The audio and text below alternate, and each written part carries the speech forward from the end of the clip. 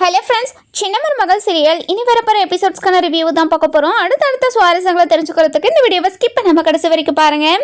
ராஜாங்க இருந்துட்டு சேதுக்கிட்ட இங்கே பானியா சேதோ அடுத்த முகூர்த்தத்திலேயே நம்ம தமிழ்ச்செல்விக்கு வளகாப்பு வச்சிடலாம், நீ அதுக்கு எல்லா ஏற்பாடையும் பண்ணிடு அப்படின்னு சொல்கிறாங்க. இதெல்லாம் கேட்டுட்டு நம்ம சேது இருந்துட்டு பயங்கர சந்தோஷமா அதெல்லாம் பண்ணிடலாம்ப்பா அப்படின்னு சொல்கிறாங்க. இன்னொரு பக்கம் தமிழ்ச்செல்வி ரூமில் உட்காந்து எதையோ யோசிச்சுக்கிட்டே இருக்காங்க.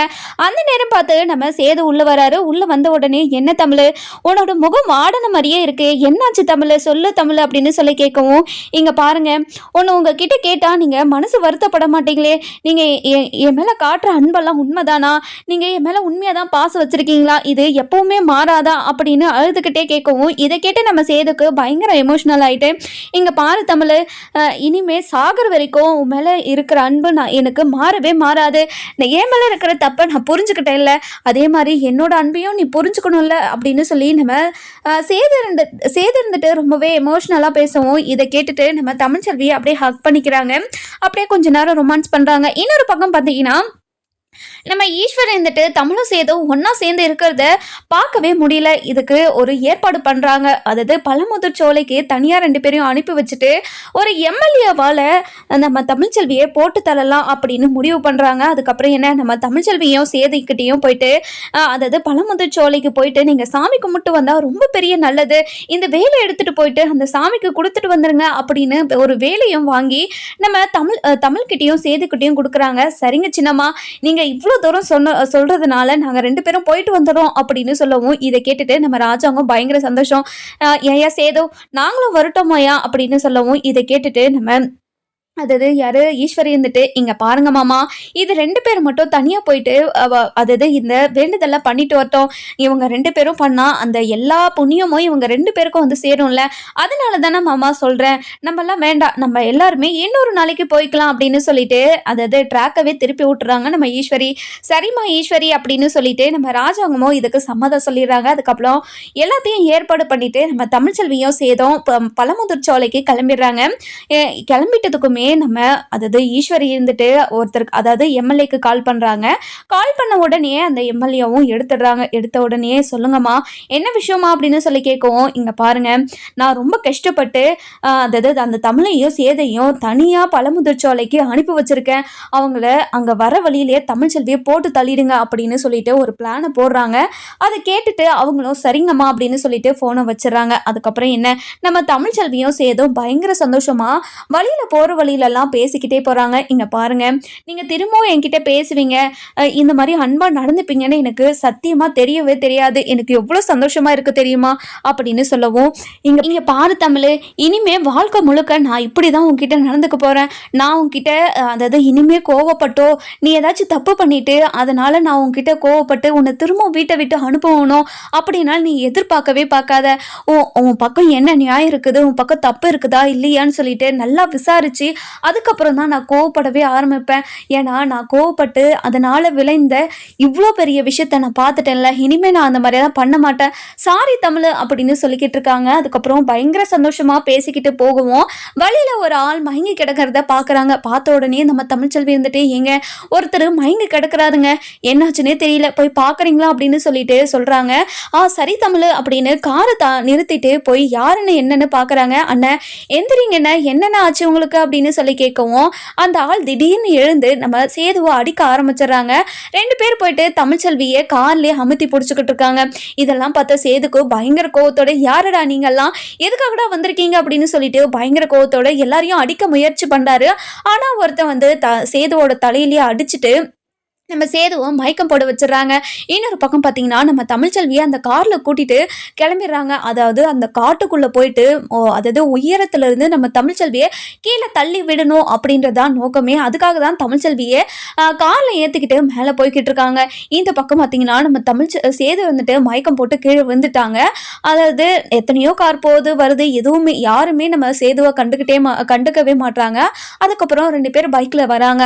அவங்க வந்த உடனே யாரோ மயக்கம் போட்டு கிடக்குறாங்களே, என்னாச்சு ஏதாச்சுன்னு தெரியலையே அப்படின்னு சொல்லிட்டு இறங்கி வந்து நம்ம சேதுக்கு என்னாச்சு ஏதாச்சுன்னு பார்க்குறாங்க.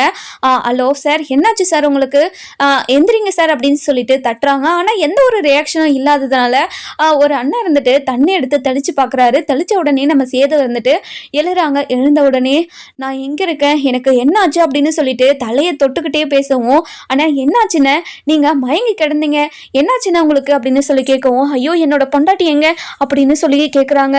என்னென்ன உங்கள் பொண்டாட்டியா, எனக்கு ஒன்றும் தெரியலையேண்ணே, இப்போது நான் வரப்போ நீங்கள் மயங்கி கிடந்தீங்க, அதனால தானே உங்களுக்கு என்னாச்சோ ஏதாச்சுன்னு பார்க்கலான்னு உங்களை எழுப்பி விட்டேன் அப்படின்னு சொல்கிறாங்க. ஐயோ கடவுளே, என்னோட பொண்டாட்டியை நான் பழமுதிர் சோலைக்கு போயிட்டு சாமி கும்பிட்டு வரலான்னு என் பொண்டாட்டியை கூட்டிகிட்டு வந்தேன். ஆனால் வர வழியில் 4 தடிப்பசங்க என்கிட்ட வந்து வம்பு பண்ணி என்னை தலையில் அடிச்சிட்டாங்க. அதுக்கப்புறம் என்ன நடந்துச்சு ஏது நடந்துச்சுன்னு எனக்கு எதுவுமே தெரியாது அப்படின்னு சொல்லவும், இங்கே பாருங்கண்ணே, நீங்கள் கவலைப்படாதீங்க, கண்டிப்பாக உங்கள் அதாவது நீங்கள் எந்த நேரத்துக்கு இங்கே மேலே ஏறினீங்க, உங்களுக்கு ஏதாச்சும் ஞாபகம் இருக்கா? இங்கே பாருங்கண்ணே, நான் அது எதுவுமே பார்க்கல, என் பொண்டாட்டி கூட நான் சந்தோஷமாக பேசிட்டு வந்தது மட்டும்தான் எனக்கு ஞாபகம் இருக்குது. அதுக்கப்புறம் ரோட்டில் யாரோ அடிபட்டு கிடக்குறாங்களேன்னு அவங்கள யார் என்னன்னு சொல்லிட்டு பார்க்கலான்னு வந்தால் அவங்க 4 பேர் என்னை அடித்து துவம்சம் பண்ணிட்டாங்க அப்படின்னு ஒரு பக்கம் நம்ம சேது இருந்துட்டு தமிழ்ச்செல்வியை தொலைச்சிட்டு அழுதுகிட்டு இருக்காங்க. அதுக்கப்புறம் என்ன நம்ம சேது இருந்துட்டு, சரிங்க சார், என்னை எழுப்பி விட்டதுக்கு ரொம்ப ரொம்ப நன்றி சார் அப்படின்னு சொல்லிட்டு தேங்க்ஸ் சொல்லிட்டு வெளியே போகிறாங்க. வெளியே போன உடனே நம்ம சேது பயங்கர சந்தோஷமாக, அதாவது வெளியே போன உடனே நம்ம சேது வந்துட்டு பயங்கர குழப்பமாக எங்கே போய் தேடுறது தமிழ்ச்செல்வி அப்படின்னு சொல்லிட்டு ஒரு குழுவும் கிடைக்காம அங்கே இங்கே அழைஞ்சிக்கிட்டே இருக்காங்க. தமிழ்ச்செல்வி எங்கே இருக்க தமிழ், உன்னை தேடி அழைஞ்சிக்கிட்டு இருக்க, இப்போ தான் நீயும் நானும் ஒன்று சேர்ந்து வாழலாம் அப்படின்ற ஒரு முடிவே எடுத்தோம். அது மட்டும் இல்லாமல் ஒரு 5 நிமிஷம் கூட எனக்கு என்கிட்ட நீ சந்தோஷமாக பேசலை, அதுக்குள்ளே யார் கண்ணு பட்டு இப்படியெல்லாம் நடக்குது தெரியலையே அப்படின்னு சொல்லிட்டு ரொம்பவே அழுதுகிட்டே பார்த்துக்கிட்டுறாங்க.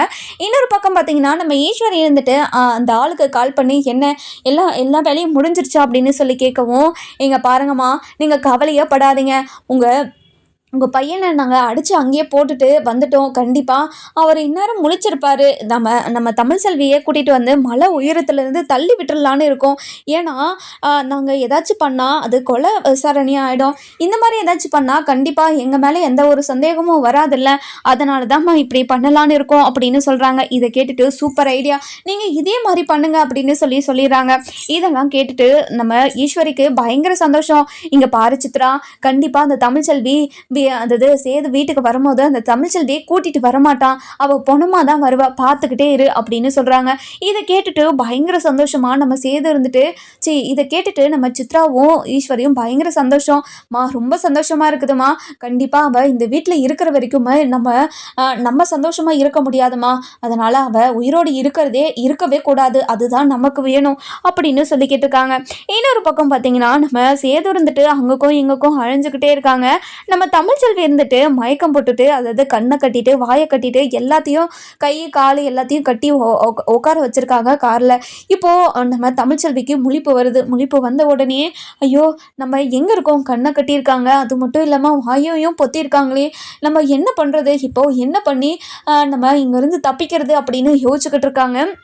அந்த நேரம் பார்த்து போலீஸ் எல்லாம் பக்கம் வந்து பேசிக்கிட்டு இருக்காங்க. இவங்க காரை நிறுத்திட்டு போய் டீ குடிக்கலான்னு சொல்லிட்டு குடிச்சுக்கிட்டு இருப்பாங்க. இந்த நேரம் பார்த்து போலீஸ் எல்லாம் அங்கே இருப்பாங்க. அந்த போலீஸை எப்படியாவது இங்கே பார்க்க வைக்கணுமே அப்படின்னு நம்ம தமிழ்ச்செல்வி என்னென்னமோ பண்ணுறாங்க. ஆனால் அவங்க கை கால் வாயின்னு எல்லாத்தையும் கட்டி போட்டுக்கிறதுனால நம்ம தமிழ்ச்செல்வியால் எதுவுமே பண்ண முடியல. அதுக்கப்புறம் என்ன, அந்த டீ குடிக்க போனவங்க எல்லாருமே இப்போது காரில் வந்து ஏறிடுறாங்க. ஏறிட்ட உடனே தமிழ்ச்செல்வியும் முழிச்சிருக்கிறது தெரியல. அதுக்கப்புறம் என்ன, நம்ம தமிழ்ச்செல்வியை போட்டு தள்ளணும் அப்படி இப்படின்னு பேசிக்கிட்டு இருக்கிறத கேட்டு பயங்கர ஷாக்கு நம்ம தமிழ்ச்செல்விக்கு. அதுக்கப்புறம் என்ன, நம்ம தமிழ்ச்செல்விக்கு ஒரே ஒரு கஷ்டம், ஐயோ கடவுளே, என்னோட புருஷன் கூட சேர்ந்து இப்போதான் வாழணும்னு ஆசைப்பட்டேன், ஆனால் அதுக்குள்ளே யார் கண்ணு பட்டோ இப்படி எங்களை 2 பேரையும் பிரிச்சுட்டிங்களே, இப்போது நான் என்னை சாகடிக்கிற அளவுக்கு யாருக்கு என் மேலே விரோதம் இருக்குது, எனக்கு ஒன்றும் புரியல அப்படின்னு பயங்கர குழப்பத்தில் அதாவது கடவுளை வேண்டிக்கிட்டு இருக்கவும், நம்ம தமிழ்ச்செல்வி எப்படியாவது இங்கேருந்து தப்பிச்சே ஆகணும் அப்படின்னு சொல்லி யோசிச்சுக்கிட்டு இருக்காங்க. இந்த பக்கம் பக்கம் நம்ம சேதுக்கு பைத்தியமே பிடிக்கிற மாதிரி அங்கேயும் இங்கேயும் அணிஞ்சுக்கிட்டே இருக்காங்க. இதை இப்படியே நம்ம விட்டால் இது ஒன்றும் பண்ண முடியாது, நம்ம போயிட்டு போலீஸ் ஸ்டேஷனில் கம்ப்ளைண்ட் கொடுப்போம், இங்கே போலீஸ் ஸ்டேஷன் எங்கே இருக்குன்னு தெரியலையே அப்படின்னு சொல்லிட்டு குழப்பத்திலேயே நின்றுட்டு இருக்காவும் அந்த நேரம் பார்த்து ஒரு வண்டி வருது. இங்கே பாருங்கண்ணே, இங்கே போலீஸ் ஸ்டேஷன் எங்கண்ணே இருக்குது, என்னோட பொண்டாட்டியே 4 பேர் கடத்திட்டு போயிட்டாங்கண்ணே, இப்போ என்ன பண்ணுறது ஏது பண்ணுறதுனே தெரியல, ரொம்ப தூரத்துக்கு நான் தேடிட்டு வந்துட்டேன், ஆனால் என் பொண்டாட்டியை ஆளாவே காணணும் அப்படின்னு சொல்கிறாங்க.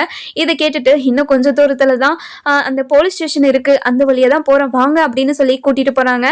போன உடனே போலீஸ் ஸ்டேஷன்லையும் விட்டுட்டு அதுக்கப்புறம் என்ன, இங்கே பாருங்கண்ணே இதுதான் போலீஸ் ஸ்டேஷன், நீங்கள் போய் சீக்கிரமாக கம்ப்ளைண்ட் கொடுங்க, இங்கே இருக்கிறவங்கலாம் ரொம்ப நல்லவங்க, கண்டிப்பாக உங்கள் பொண்டாட்டியை சீக்கிரமாக கண்டுபிடிச்சி கொடுத்துருவாங்க அப்படின்னு சொல்கிறாங்க. சரிங்கண்ணே ரொம்ப நன்றிண்ணே அப்படின்னு சொல்லிட்டு உள்ளே போகிறாங்க. உள்ளே போன உடனே இங்கே பாருங்கள் சார், நாங்கள் அமைச்சரோட பையன், நான் இங்கே பழமுதிர்ச்சோலைக்கு சாமி கும்பிடலான்னு வந்தோம், அங்கே 4 பேர் என்னை அடித்து போட்டுட்டு என் பொண்டாட்டியை தூக்கிட்டு போயிட்டாங்க, எனக்கு ரொம்ப பயமாக இருக்குது, என் பொண்டாட்டி இப்போ 7 மாதம் அதாவது மாசமாக இருக்கா, அவள் வயிற்றுல 2 குழந்தை இருக்குது, எனக்கு ரொம்ப பயமாக இருக்குது சார், என் பொண்டாட்டியை எப்படியாச்சும் காப்பாற்றுங்க சார் அப்படின்னு பயங்கர அழுகையோடு சொல்லவும், என்ன சார் நீங்கள் அமைச்சரோட பையனா, பாதுகாப்புக்கு யாரையாச்சும் கூட்டிகிட்டு வந்திருக்கலாம்ல சார், ஏன் சார் நீங்கள் தனியாக வந்தீங்க?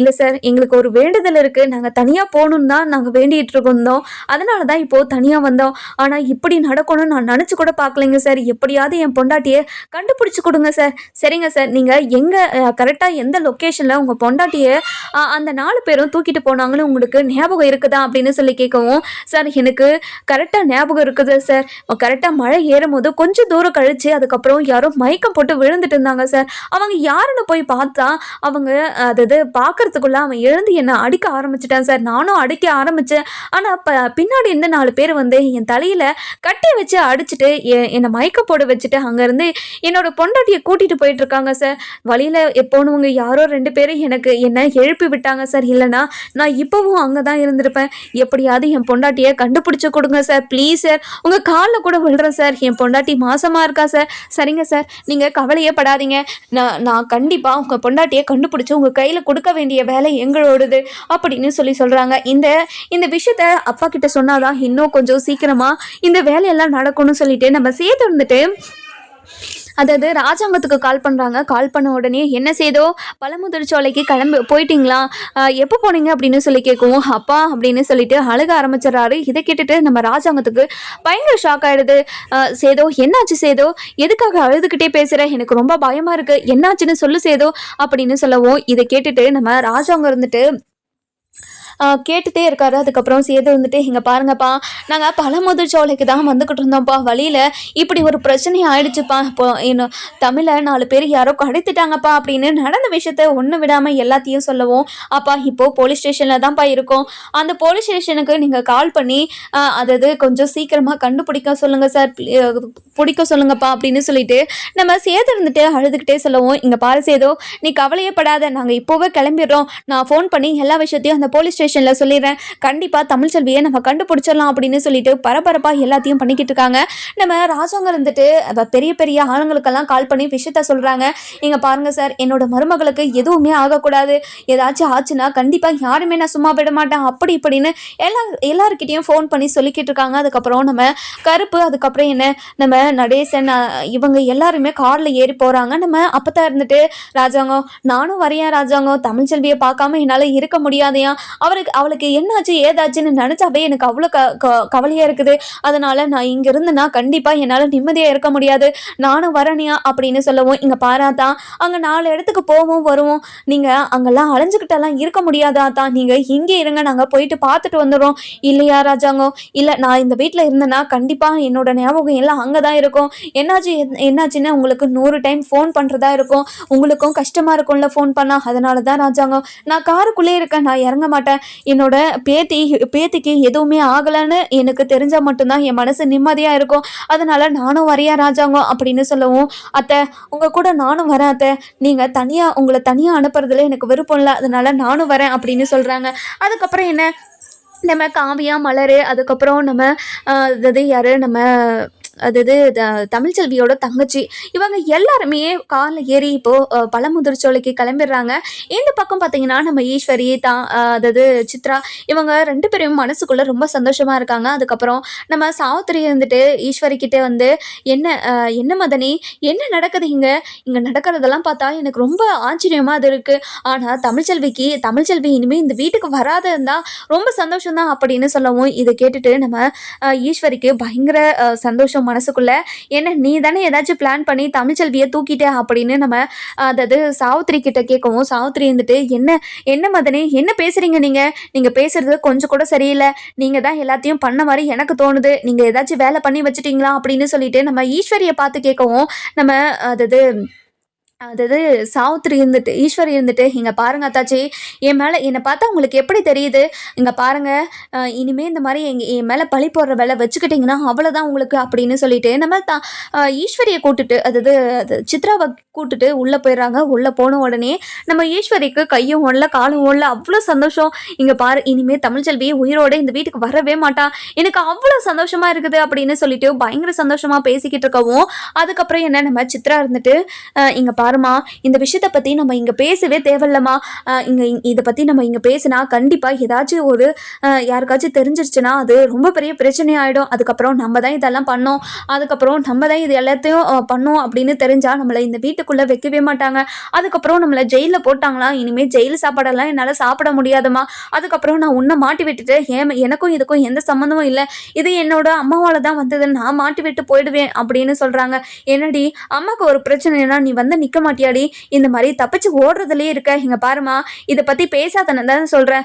திரும்ப இதே பற்றி பேசிக்கிட்டே இருக்க. நீ கொஞ்ச நேரம் அமைதியே இருமா. நம்ம இதை பற்றி நம்ம எங்கே பேசணுமோ அங்கே பேசிக்கலாம் அமைதியே இரு அப்படின்னு சொல்லிடுறாங்க. இன்னொரு பக்கம் நம்ம தமிழ்ச்செல்வியை தேடி ஒவ்வொரு டீமாக அங்கங்கே அழிஞ்சுக்கிட்டே இருக்குது. இந்த பக்கம் பார்த்தீங்கன்னா நம்ம தமிழ்ச்செல்வியை அப்படியே அதாவது அந்த காட்டோட உயரத்துக்கு கூட்டிகிட்டு போகிறாங்க. கூட்டிகிட்டு போன உடனே நம்ம தமிழ்ச்செல்வியை இறக்கி கூட்டிகிட்டு கீழே உட்கார வைக்கிறாங்க. இங்கே பாருடா இந்த உயரத்துலேருந்து இந்த பொண்ணை தழுவிட்டா ஒரு எறும்பு கூட மிஞ்சாது அப்படியே பீஸாக போய்டும்ல அப்படின்னு சொல்லி பேசிக்கிட்டு இருக்கவும் இதெல்லாம் கேட்டு தமிழ்ச்செல்விக்கு பயங்கரமாக அழுக வந்துடுது. அப்படின்னு ஒரு மாதிரி சத்தம் இட்டுட்டே இருக்காங்க. இதெல்லாம் கேட்ட அந்த ரவுடிங்க இருந்துட்டு அண்ணன் இந்த பொண்ணு கண்ணை முழிச்சிருச்சு போல் நம்ம பேசுறதெல்லாம் கேட்டு பயந்துக்கிட்டு ஒரு மாதிரி கற்றுக்கிட்டே இருக்குது பாருங்கண்ணே அப்படின்னு சொல்லவும் அப்படியா அந்த பொண்ணோட வாயை திறந்து விடுங்க அது என்ன தான் பேசுதுன்னு நம்மளும் கேட்கும் அப்படின்னு சொல்லிட்டு அந்த பொண்ணோட வாயையும் கண்ணையும் திறந்து விடுறாங்க. டே நீங்கள் யாருடா நீங்கள் எதுக்காகடா என்னை கடத்திட்டு வந்திருக்கீங்க இங்கே பாருங்கடா நீங்கள் எதுக்காக கடத்திட்டு வந்தீங்க சொல்லுங்கடா உங்களுக்கு என்ன தேவைனாலும் நான் பண்ணி கொடுக்குறேன்டா. என்னை மட்டும் எதுவும் பண்ணிடாதீங்க.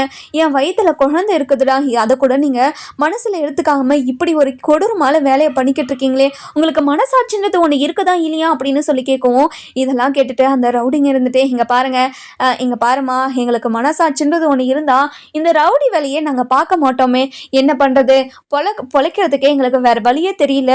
இந்த மாதிரி 4 பேரை சாவடிச்சாதான் எங்கள் பொழப்பு ஓடுது என்ன பண்ணுறது. அந்த 4 பேரை நினச்சி பார்த்தீங்களா அந்த 4 பேர் குடும்பத்தில் இருக்கிறவங்களும் எவ்வளோ கஷ்டப்படுவாங்க. உங்கள் குடும்பத்தில் இருந்து யாராச்சும் இந்த மாதிரி பண்ணால் உங்களுக்கு எவ்வளோ கஷ்டமாக இருக்கும் அதெல்லாம் நீங்கள் நினச்சி பார்க்கவே மாட்டீங்களாண்ணே அப்படின்னு சொல்லவும் இதை கேட்டுட்டு இங்கே பாருமா அதெல்லாம் அந்த ஃபீலிங்ஸே எங்ககிட்ட இல்லவே இல்லை. எங்கள் வீட்டில் இருக்கிறவங்கள என்ன வேணாலும் பண்ணிக்கோ அதை பற்றி எனக்கு கவலையே கிடையாது அப்படின்னு சொல்லிடுறாங்க. இதெல்லாம் கேட்டு நம்ம தமிழ்ச்செல்விக்கு என்ன பண்ணுறதுனே தெரியல. என்னோட புருஷன் கூட சேர்ந்து இப்போ தான் நான் வாழணும்னு ஆசைப்பட்டேன். ஆனால் ஆசைப்பட்டு 1 மணி நேரம் கூட ஆகாமல் இப்படி என்னையும் அவரையும் பிரித்து கொண்டு வந்துட்டீங்களே உங்களுக்கு மனசாட்சினது ஒன்று இருக்குதா இல்லையா அப்படின்னு சொல்லிட்டு பயங்கர அழுகையோடு நம்ம தமிழ்ச்செல்வி சொல்லவும் இதெல்லாம் கேட்டுட்டு நம்ம அதாவது ரவுடிங்க இருந்துட்டு இங்கே பாருமா திரும்ப இந்த மாதிரி வாய் அடிச்சுக்கிட்டு இருந்தேன்னா வச்சுக்கோ அவ்வளோதான் இப்போவே உன்னை தள்ளி விட்டுருவேன். அதாவது என்னை அனுப்பி வச்சவங்க கிட்ட நான் இதை ஒரு வாட்டி சொல்லி உன்னை இப்போவே போட்டு தள்ளணுமான்னு கேட்டுட்டு இப்போவே வேலையை முடிக்கலான்னு இருக்கோம். ஆனால் நீ பேசிக்கிட்டு இருந்தனா கொஞ்ச நேரம் கூட பொறுக்காம அப்படியே தள்ளி விட்டுருவேன் தெரிஞ்சுக்கோ கொஞ்ச நேரம் அமைதியே இருமா அப்படின்னு சொல்லிடுறாங்க. ஒரு பக்கம் நம்ம காவியா இருந்துட்டு இங்க பாருங்க நீங்க கொஞ்சம் சீக்கிரமா போங்க.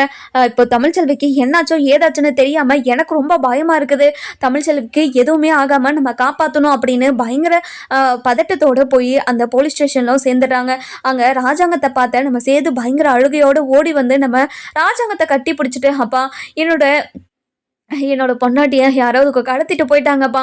இப்போ வரைக்கும் தமிழை பற்றி எந்த ஒரு இன்ஃபர்மேஷனும் கிடைக்கவே இல்லை அப்படின்னு சொல்லிட்டு அழுதுகிட்டே சொல்லவும், இதை கேட்டுட்டு நம்ம ராஜாங்க இருந்துட்டு, இங்கே பாரு சேதோ, நீ கவலைப்படாத, கண்டிப்பாக நம்ம தமிழ்ச்செல்வியை கண்டுபிடிச்சிடலாம், நீ அழுகாத, கொஞ்ச நேரம் இரு, நான் உள்ளே போய் பேசிட்டு வந்துடுறேன் அப்படின்னு சொல்லிட்டு உள்ளே போகிறாங்க. உள்ளே போன உடனே நம்ம ராஜாங்க இருந்துட்டு, என்னாச்சு, இன்னும் எந்த ஒரு தகவலுமே இல்லைன்னு என்னோட பையன் சொல்கிறான், இப்போ என்ன தான் பண்ணிக்கிட்டு இருக்கீங்க எவ்வளோ நேரமா அப்படின்னு சொல்லி கேட்கவும், இங்கே பாருங்கள் சார், நாங்களும் எல்லா இடத்துலையும் தேடிக்கிட்டு தான் இருக்கோம், ஆனால் எந்த ஒரு இன்ஃபர்மேஷனும் எங்களுக்கு கிடைக்கவே மாட்டேங்குது.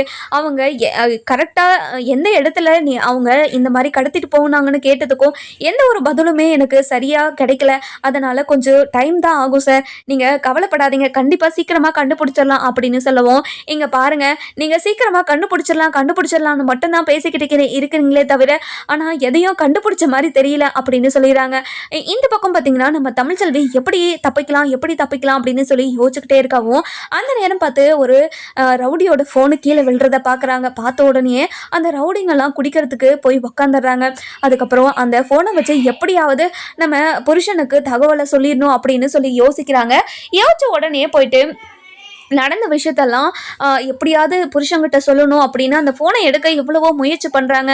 இந்த பக்கம் பார்த்தீங்கன்னா அந்த ரவுடிங்கெல்லாம் அதாவது சரக்கு அடிச்சுக்கிட்டு இருக்காங்க. அதுக்கப்புறம் நம்ம தமிழ்ச்செல்வி இருந்துட்டு போயிட்டு அந்த ஃபோனை எப்படியா எடுத்துடுறாங்க. எடுத்த உடனே அதில் எப்படி நம்பரை போகிறதுன்னு தெரியாமல் முழிச்சுக்கிட்டு இருக்காங்க. அதுக்கப்புறம் என்ன காலை யூஸ் பண்ணி நம்பரையும் டயல் பண்ணிடுறாங்க. டயல் பண்ணி அதுக்கப்புறம் ஃபோனையும் அதாவது ஃபோன் பண்ணிடுறாங்க. ஃபோன் பண்ணிவிட்டு ஸ்பீக்கரில் போடக்கூடாது, ஸ்பீக்கரில் போட்டால் உங்களுக்கு தெரிஞ்சிடும்ன்றதுக்காக கால் பண்ணிட்டு போய் படுக்கிற மாதிரி நடிச்சுட்டு காதில் ஃபோனை வச்சுக்கிட்டு ஃபோனை ரிங் ஆகிக்கிட்டே இருக்கு. ஆனால் நம்ம சேது எடுக்கவே மாட்டேங்கிறாரு. இன்னொரு முறை பண்ணுறாங்க. நம்ம சேது அட்டன் பண்ணி, ஹலோ யார் அது பேசுறது அப்படின்னு சொல்லி கேட்கவும், ஹலோ என்னங்க அப்படின்னு சொல்லிட்டு சொல்லவும், தமிழ் எங்கே இருக்க தமிழ் நீ அப்படின்னு சொல்லவும், என்னை காப்பாத்துங்க அப்படின்னு சொல்லவும், தமிழ் எங்கே இருக்க நீ ஃபஸ்ட்டு சொல்லு, எங்கே இருக்குன்னு தெரிஞ்சாதானே நான் உன்னை காப்பாத்துறதுக்கு அப்படின்னு சொல்லவும், அதுக்கப்புறம் என்ன நம்ம தமிழ்ச்செல்வி வந்துட்டு, இங்கே பாருங்க, என்னை இந்த காட்டுக்குள்ளே இருக்கிற உயரமான இடத்துக்கு என்னை கூட்டிகிட்டு வந்திருக்காங்க. இந்த உயரமான இடத்துல இருந்து என்னை தள்ளிவிட போகிறாங்களாம். ஏதோ அவங்க செட் பண்ண ஆளுக்கிட்ட கேட்டுட்டு தான் இது எல்லாத்தையும் பண்ணணும்னு சொல்லிட்டு அவங்க ஏதோ பேசிக்கிட்டு இருந்தாங்க.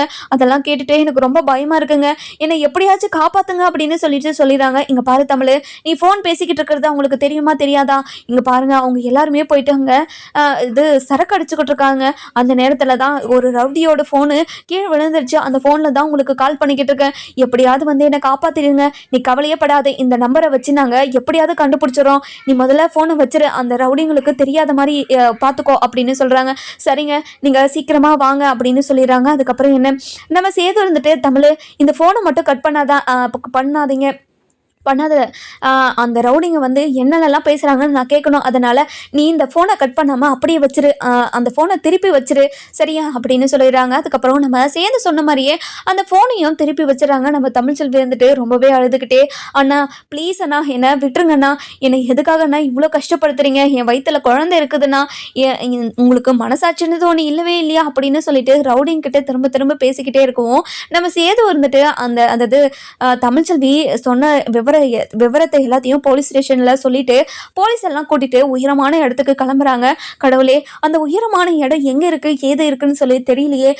நம்ம ராஜாங்க இருந்துட்டு, இங்கே பாருங்க, 4-5 டீமை அனுப்பி வச்சு அங்கங்கே தேட வைங்க, அங்கங்கே தேடினாதான் எந்த இடத்துல தமிழ்ச்செல்வி இருப்பான்னு தெரியும் அப்படின்னு சொல்லிக்கிட்டு இருக்காங்க. அதுக்கப்புறம் நம்ம கருப்பு இருந்துட்டு, இங்கே பாருங்க மாமா, நீங்கள் கவலையே படாதீங்க, கண்டிப்பாக தமிழ்ச்செல்வியை கண்டுபிடிச்சிடலாம், கண்டிப்பாக தங்கச்சிக்கு எதுவுமே ஆகாது அப்படின்னு சொல்கிறாங்க. அதுக்கப்புறம் நம்ம சேது இருந்துட்டு, இங்கே பாருங்க மாமா, என்னோட பொண்டாட்டிக்கு எதுவும் ஆகாதில்ல, என் பொண்டாட்டி ரொம்ப பாவம், என் பொண்டாட்டி இப்போ தான் என் கூட சேர்ந்து வாழ்கிறேன்னு சந்தோஷமாக சிரிச்சுக்கிட்டே இன்றைக்கி தான் என்கிட்ட பேசினா தெரியுமா, அந்த சிரிச்ச முகத்தை பார்க்குறதுக்கே எனக்கு எத்தனை நாள் ஆச்சு தெரியுமா, அதுக்காக நான் எவ்வளோ கஷ்டப்பட்டேன்னு எனக்கு தான் தெரியும். ஆனால் இப்படி 2 பேரும் சேர்ந்து வாழ்கிற டைமில் இப்படி எங்களை 2 பேரையும் பிரிச்சுட்டாங்களே மாமா அப்படின்னு அழுதுகிட்டு இருக்கோம். இங்கே பாரு சேது, நீ கவலைப்படாத, கண்டிப்பாக நம்ம தமிழ்ச்செல்வியை கண்டுபிடிச்சிடலாம் அப்படின்னு சொல்கிறாங்க.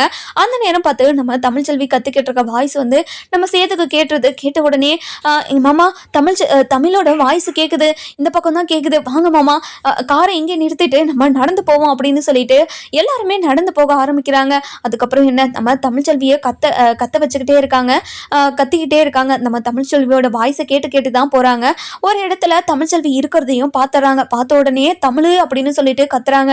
கத்தின உடனே நம்ம தமிழ்ச்செல்விக்கு, ஏங்க வந்துட்டீங்களாங்க, நான் இங்கே தான் இருக்கேங்க, என்னை எப்படியாச்சும் காப்பாற்றுங்க, எனக்கு ரொம்ப பயமாக இருக்குங்க அப்படின்னு சொல்லி கத்த ஆரம்பிச்சுறாங்க. அதுக்கப்புறம் ரவுடிங்களுக்கு தெரிஞ்சிருது எல்லாரும் வந்துட்டாங்கன்னு. வந்த உடனே அந்த ரவுடிங்க இருந்துட்டு தமிழ்ச்செல்வியை எப்படியாச்சும் இப்போ தள்ளி விட்டுறணும் அப்படின்னு சொல்லிட்டு தமிழ்ச்செல்வி கிட்ட வந்து தமிழ்ச்செல்வியை தூக்குறாங்க. இங்கே பாருங்கடா, என்னை விடுங்கடா, என்னை விட்டுட்டு போயிடுங்கடா, அப்புறமா உங்களுக்கு தான் ரொம்ப பெரிய ஆபத்துடா அப்படின்னு சொல்லிட்டு கத்திக்கிட்டு இருக்கவும், அந்த நேரம் பார்த்து என்னங்க என்னை தள்ளிவிட பார்க்குறாங்க, சீக்கிரமா வாங்க அப்படின்னு சொல்கிறாங்க. அதுக்கப்புறம் நம்ம சேது இருந்துட்டு ரொம்பவே ஃபாஸ்ட்டாக போகிறாங்க. அதுக்கப்புறம் நம்ம தமிழ்ச்செல்வியை தள்ளி விடலாம் அப்படின்னு சொல்லிட்டு போயிடுறாங்க. அந்த நேரம் பார்த்து நம்ம தமிழ்ச்செல்வியை அதாவது தமிழ்ச்செல்வி கீழே தள்ளி விட்டுட்டு அந்த ரவுடிங்க ஓடிடுறாங்க. ஓடிட்டு வந்த உடனே நம்ம சேது இருந்துட்டு தமிழ் அப்படின்னு சொல்லிட்டு கத்திக்கிட்டே ஓடி போய் கீழே பார்க்குறாங்க. கீழே பார்த்த உடனே நம்ம தமிழ்ச்செல்வி தொங்கிக்கிட்டு இருக்காங்க. தொங்கிக்கிட்டு இருக்கிறத பார்த்துட்டு நம்ம தமிழ்ச்செல்வியோட கையை பிடிச்சிக்கிட்டு, தமிழ் என்னோட கையை பிடிச்சிக்கோ, தமிழ் என்னோட கையை மட்டும் விட்டுறாத நீ அப்படின்னு சொல்லிட்டு ரொம்பவே பதட்டத்தில் சொல்லவும், என்னங்க என் கையை ரொம்ப வலிக்குதுங்க, என்னால் முடியலங்க அப்படின்னு சொல்கிறாங்க. நம்ம சேது இருந்துட்டு தமிழ்ச்செல்வியை காப்பாற்றுவாங்களா மாட்டாங்களான்னு சொல்லிட்டு நம்ம வர எபிசோடில் பார்க்கலாம். இந்த வீடியோ உங்களுக்கு பிடிச்சிருந்தா லைக் பண்ணுங்கள், சப்ஸ்கிரைப் பண்ணுங்கள், மறக்காமல் பெல் ஐகானையும் கிளிக் பண்ணிக்கோங்க.